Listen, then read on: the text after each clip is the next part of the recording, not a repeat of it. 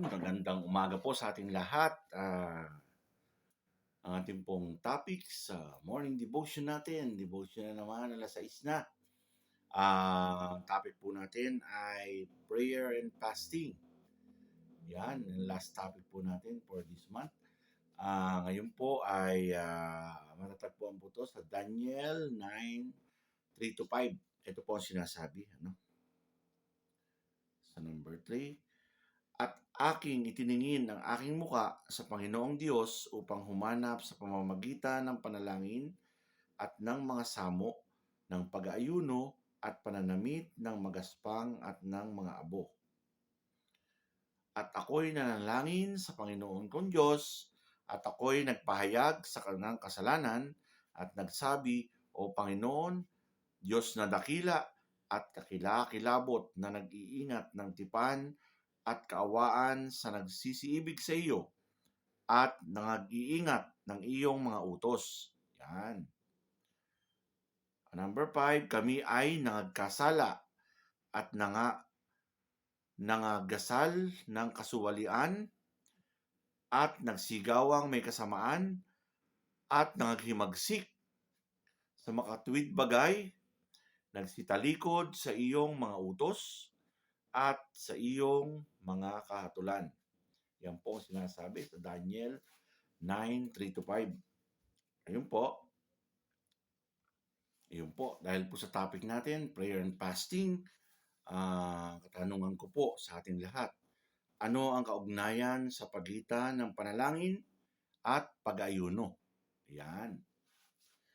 Kahit na walang partikular na paliwanag ang Biblia kung ano ang kaugnayan sa pamamagitan ng panalangin at pag-aayuno, makikita na ang dalawang gawain ito ay karaniwang iniuugnay sa bawat isa sa mga tala ng Biblia.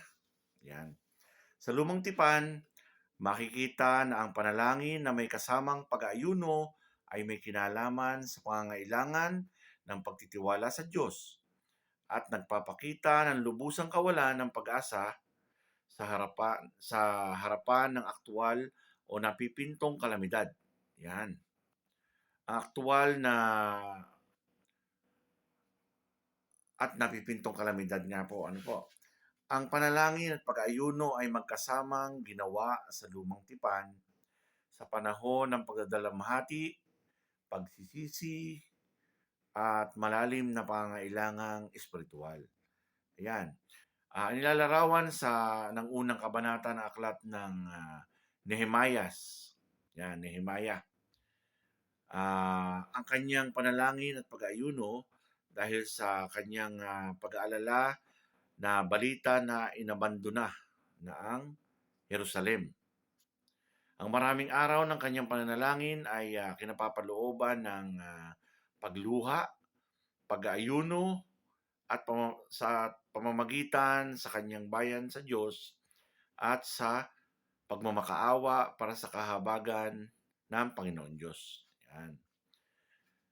Napakalalim, napakasidhi ng kanyang pagdalangin sa Diyos at napakahirap para sa kanya na magpahinga, kumain at uminom. Yan.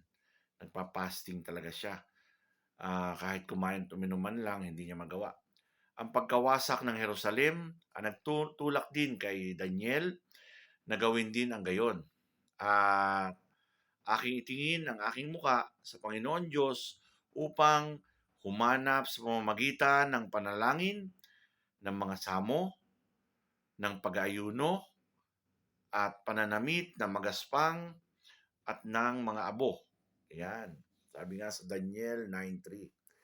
Gaya ni Nehemias, nag-ayuno at nanalangin din si Daniel sa Diyos. At na kanyang kahabagan ng kanyang bayan habang sinasabi, kami ay nangagkasala at nangagasal ng kasuwalian. Nangag-asal pala ng kasuwalian. Ayan.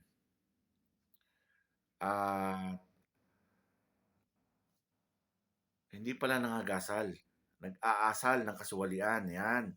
At nagsigawang may kasamaan at naghihimagsik sa makatuwid bagay, nagsitalikod sa iyong mga utos at sa iyong mga kahatulan hanggang Daniel 9:3-5, di po ba?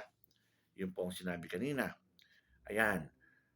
Sa ilang pagkakataon nga sa lumang tipan, ang pag-aayuno ay iniuugnay sa panalangin para sa kapanganahan ng iba. Ayan.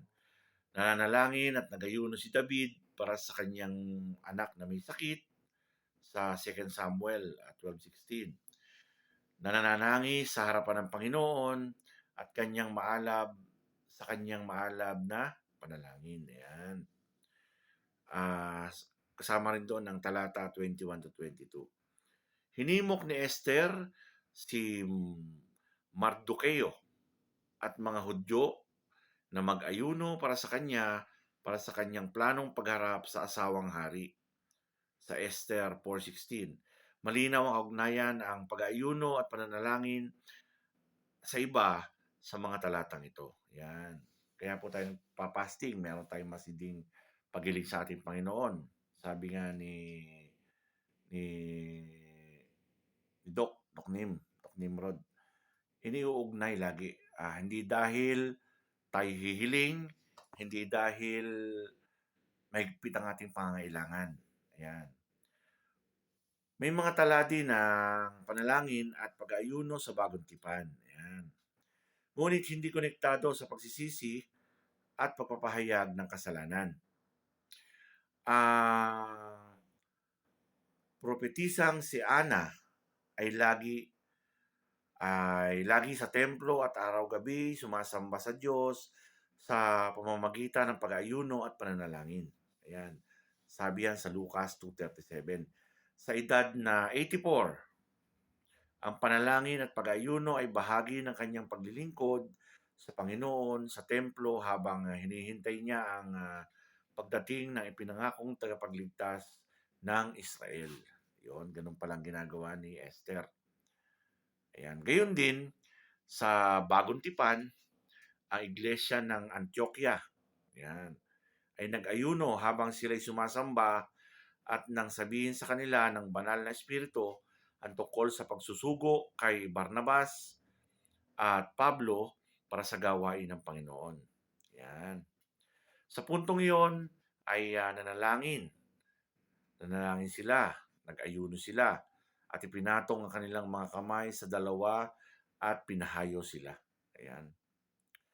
Kaya makikita natin sa mga halimbawang ito na ang prayer and fasting, ang tinatawag nating pananalangin at pag-aayuno ay sangkap sa pagsamba sa Panginoon at ang paghahanap ng kanyang kalooban.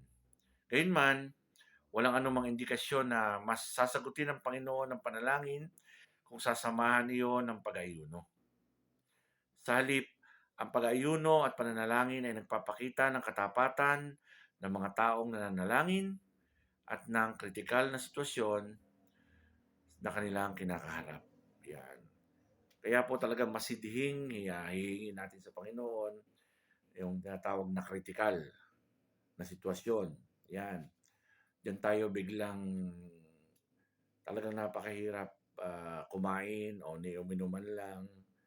Talagang mapapasting ka kapag may napakasidhing, napakalalim na problema na kailangan mong hingin sa ating Panginoon. Talagang gagawin mo mga bagay na ito. Pero walang anumang indikasyon na masasagutin ng Panginoon ang panalangin kung sasamahan ito ng pag-aayuno. Yan. Isang bagay ang maliwanag. Ang theology ng pag-aayuno ay isang theology ng prioridad kung saan ang mga mananampalataya, mga believer, yan, ay binibigyan ng oportunidad na ipahayag ang kanilang sarili sa pamamagitan ng paglalaan ng kanilang panahon para sa Panginoon. Yun.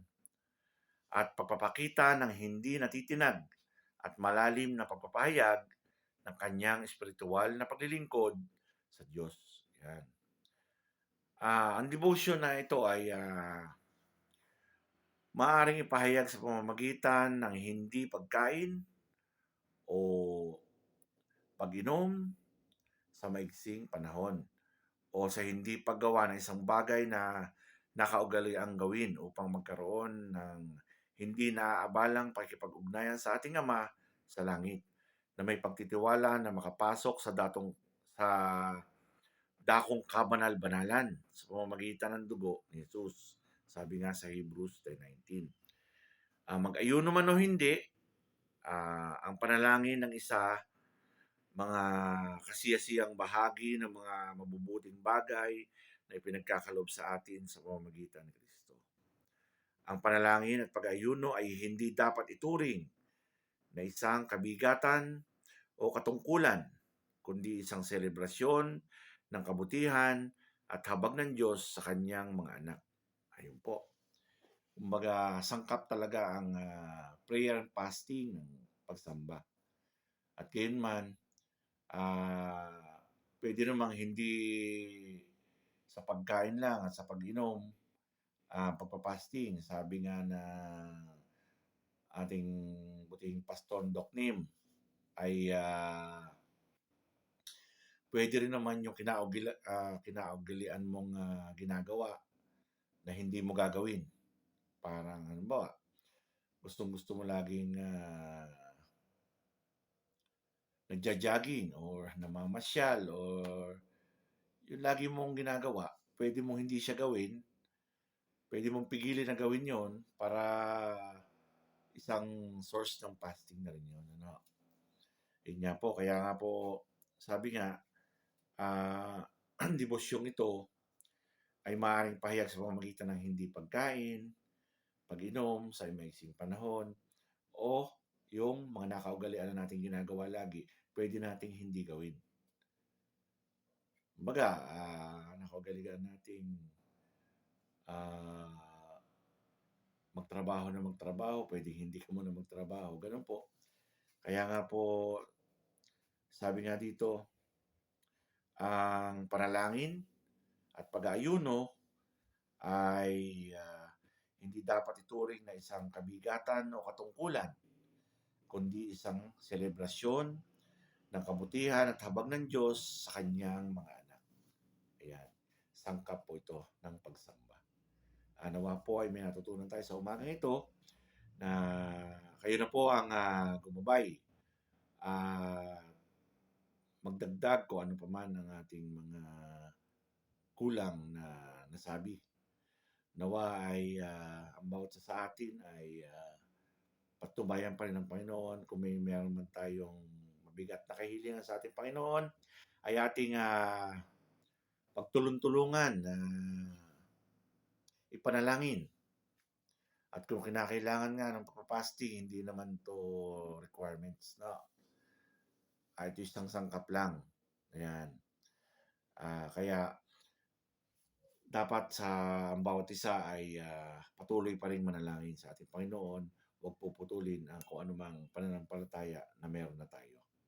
Ano po, nawa po ay, may naibahagi ako sa inyo na maganda, na may mapulot po kayo na maganda at nawa'y maibahagi niyo rin sa iba.